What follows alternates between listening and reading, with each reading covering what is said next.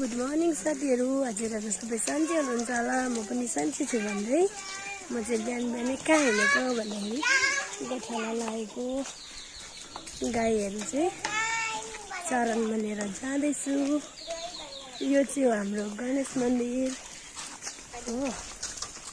अन्त यो गाईहरू चाहिँ मैले चाहिँ चरनमा लिएर जाँदैछु।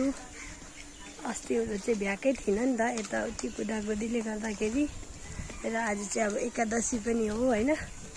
म चाहिँ एकादशीको व्रत पनि लिन्छु नि त।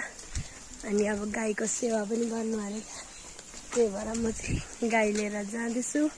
नभ्याउँदाखेरि चाहिँ मम्मीले लानुहुन्छ, भ्याउँदा भ्याउँदा चाहिँ म आफै नै लिएर आउँछु। यस्तो छ है मेरो चाहिँ जिन्दगीमा, यस्तो चल्दैछ हो।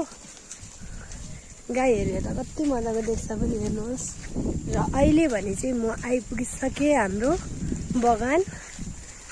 एकदम बगानमा आएपछि शीतल शान्ति हुन्छ क्या, मतलब राम्रो। आज चाहिँ अब मौसम पनि शीतल नै खालको छ। अघि चाहिँ अलिअलि पानी आउँदै थियो, अहिले चाहिँ रह्यो। अन्त ठिक्कको भएको छ, राम्रो दिन भएको छ। यस्तै दिन चाहिँ मलाई मनपर्छ। घाम पनि त्यति राम्रो लाग्दैन, पानी आएको पनि त्यति मन पर्दैन। हुन्छ त साथीहरू, अहिले चाहिँ मेरो गाई पनि चरनमा गइसक्यो। अब चाहिँ म पनि घर जान्छु। अहिलेको लागि चाहिँ यस्तै भयो होइन। फेरि भेटौँ न अर्को भिडियोमा। Thank you so much for watching video. Bye bye, love you.